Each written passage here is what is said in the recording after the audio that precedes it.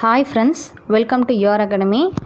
இந்த வீடியோ உங்களுக்கு பிடிச்சிருந்ததுன்னா லைக் பண்ணுங்கள், ஷேர் பண்ணுங்கள் அண்ட் சப்ஸ்கிரைப் பண்ணுங்கள். ப்ளஸ் பெல் ஐக்கான் ப்ரெஸ் பண்ணிக்கோங்க. அப்போ தான் நான் அடுத்தடுத்து போடுற நோட்டிஃபிகேஷன் உங்களுக்கு வரும்.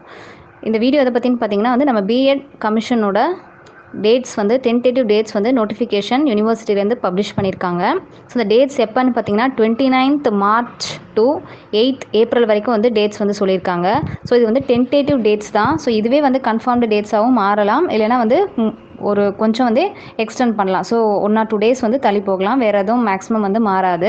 உங்களுக்கு உங்கள் காலேஜ் வழியாக நோட்டிஃபிகேஷன் உங்களுக்கு வரும். இது கன்ஃபார்ம் ஆயிடுச்சு அப்படின்னா.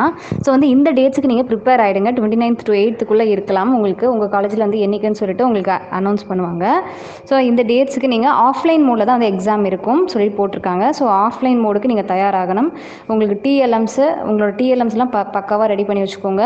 உங்கள் காலேஜில் சொன்ன எவ்வளோ டிஎல்எம்ஸோ 30+30 TLMs for level 1 and level 2 prepare பண்ணி வச்சுக்கோங்க. டெமோ கிளாஸ்க்கு உங்களோட ஒர்க்கிங் மாடல், உங்களோட டிஎல்எம்ஸ் எல்லாமே ரெடி பண்ணி வச்சுக்கோங்க.